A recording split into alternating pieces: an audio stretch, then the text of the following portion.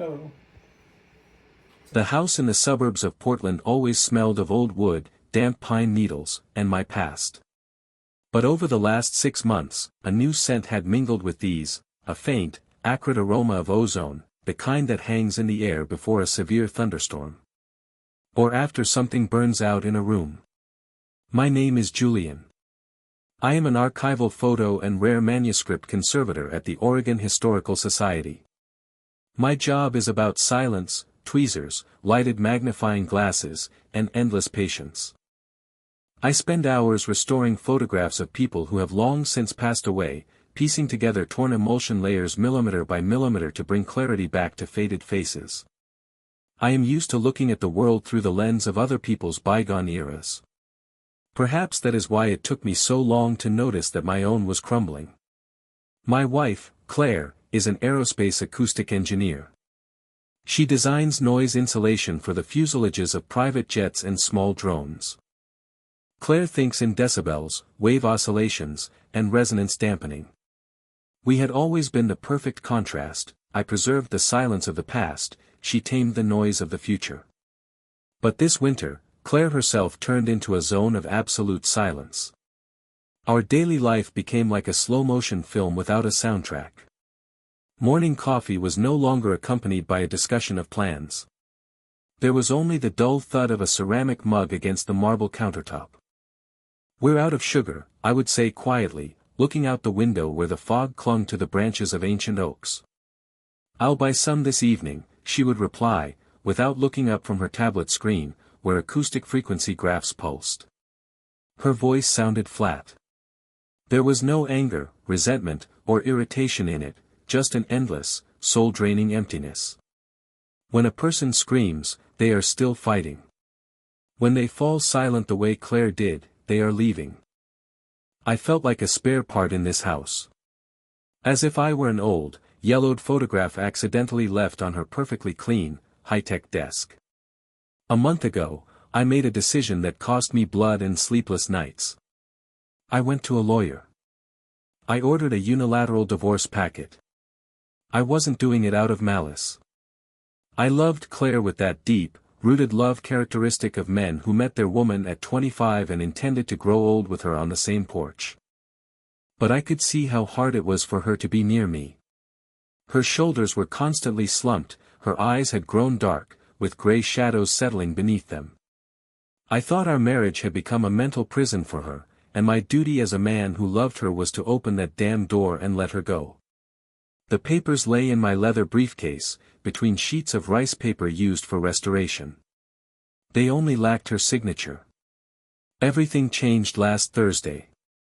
Claire went to take a shower, leaving her waxed cotton work jacket on a chair in the hallway. A folded piece of heavy paper slipped out of the pocket.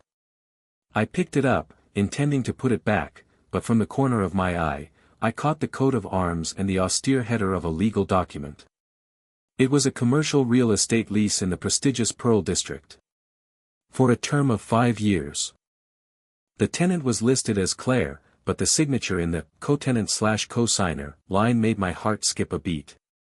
The name there read Marcus Vance. Marcus Vance. Her ex-fiancé. The man she had broken up with a year before we met, a charismatic, wealthy architect whose designs were featured in Seattle's glossy magazines.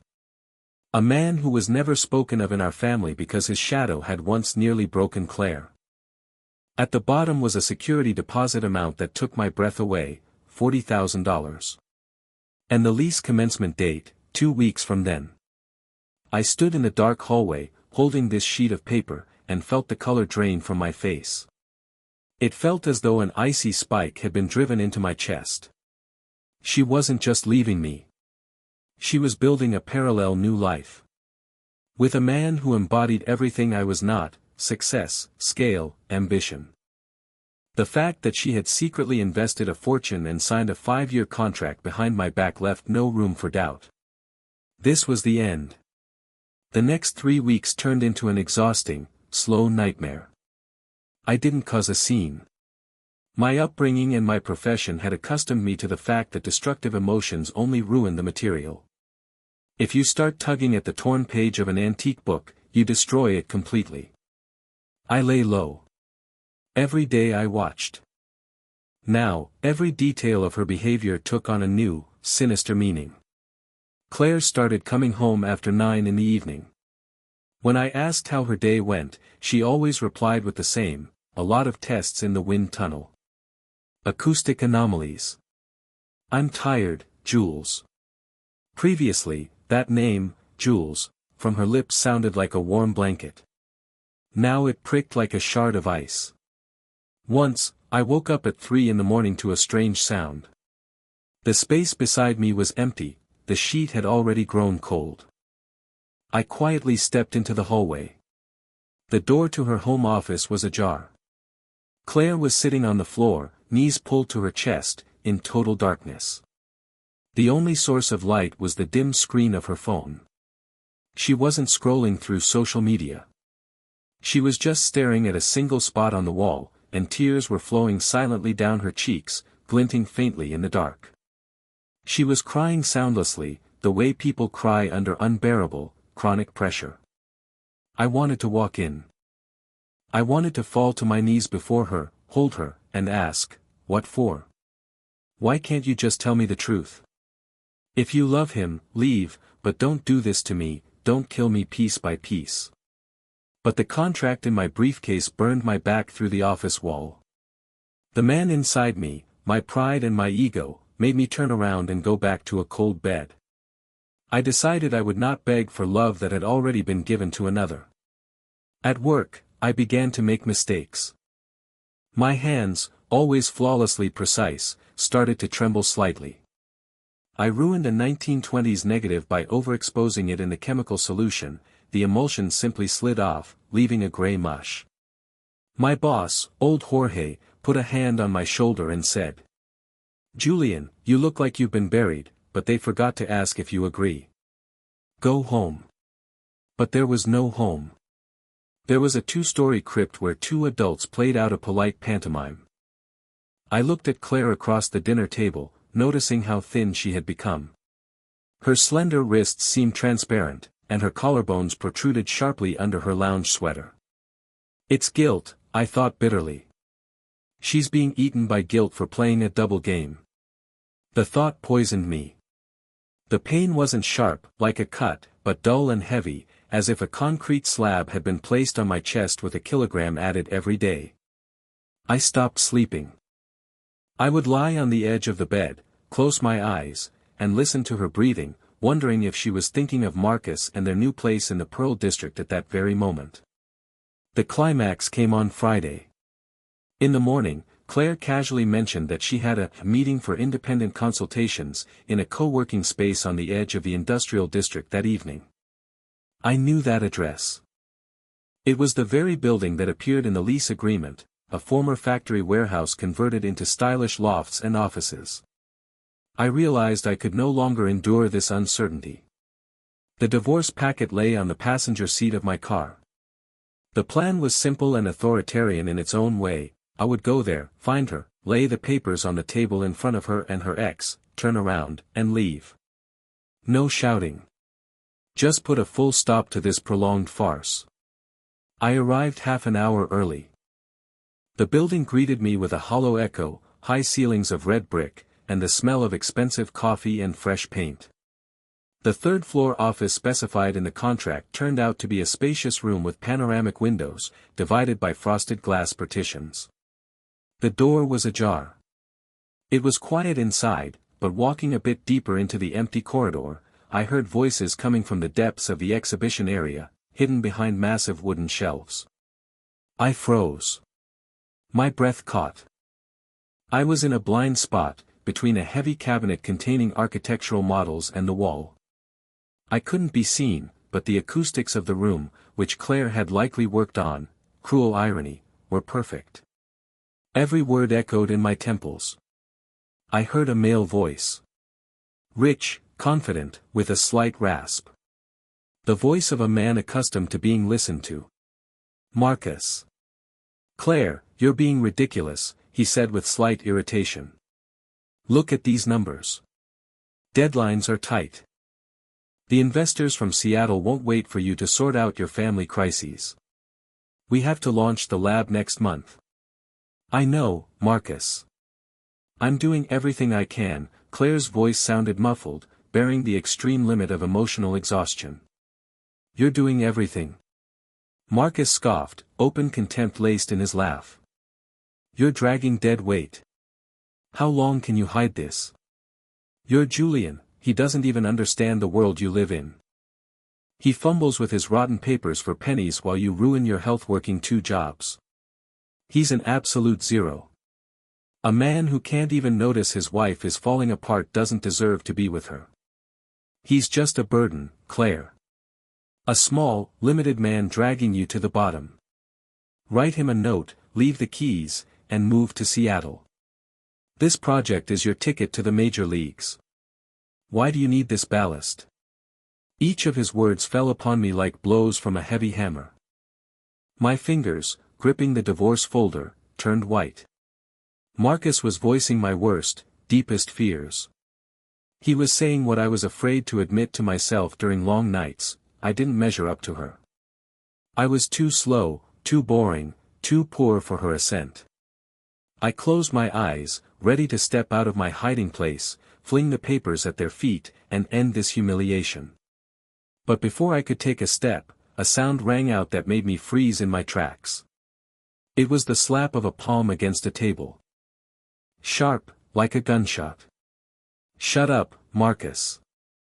Shut up right now, or I will destroy this contract and erase every acoustic model I made for your firm. Claire's voice was no longer quiet or tired.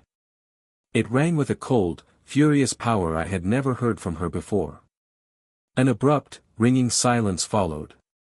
Marcus, apparently, had not expected such a fierce pushback.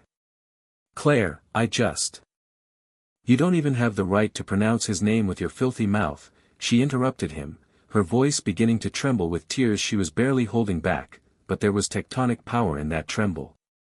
You have no idea who Julian is. You measure the world in money, contracts, and your bloated ego.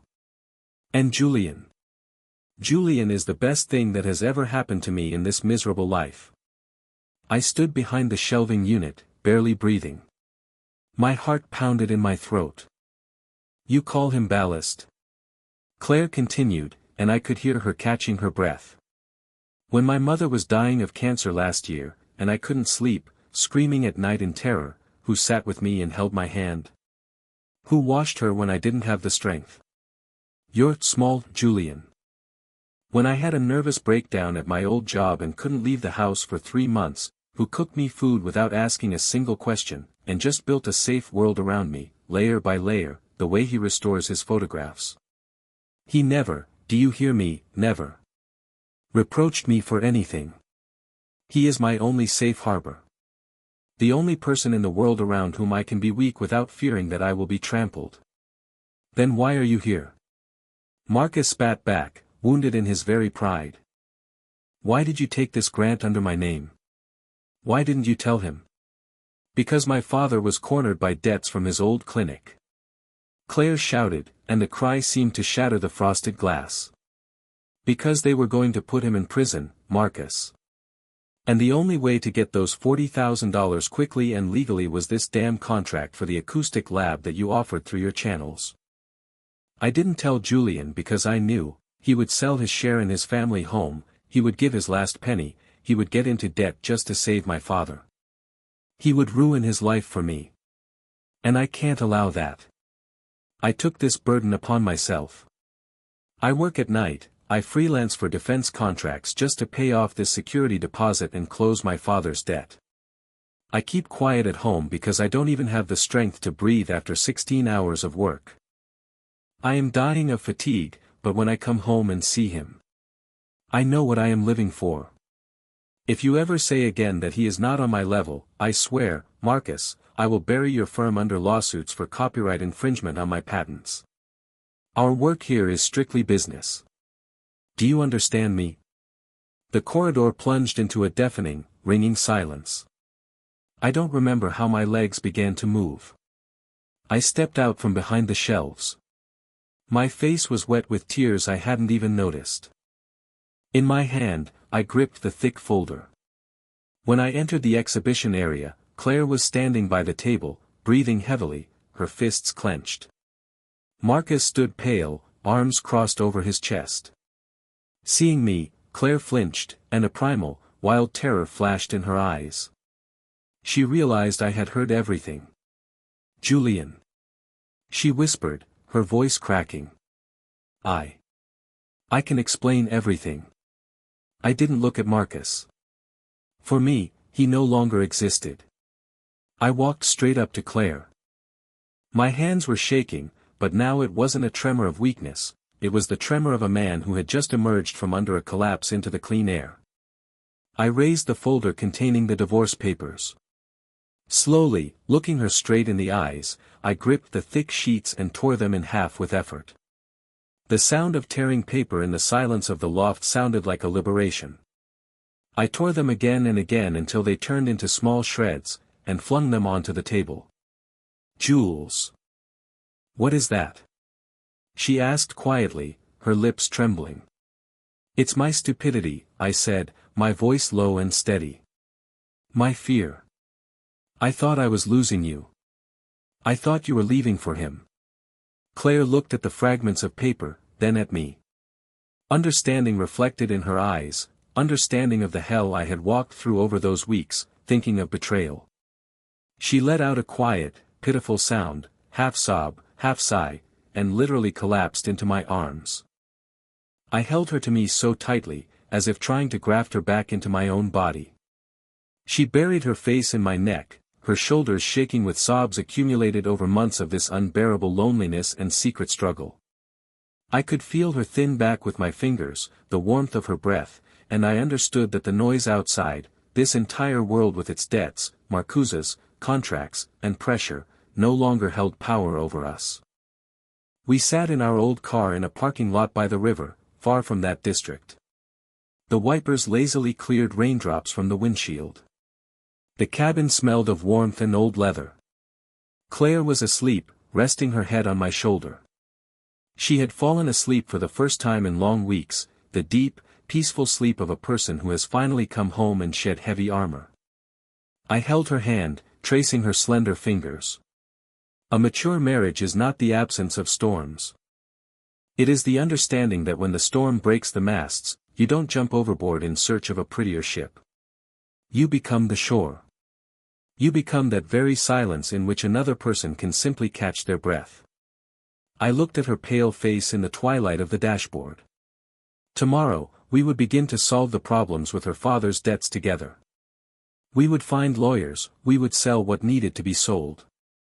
But tonight, we were saved. On her wrist, the old silver watch I gave her for our first anniversary glinted dimly. It ticked quietly in unison with my heart, counting down the seconds of our new, honest, and now truly unbreakable life. Bye bye.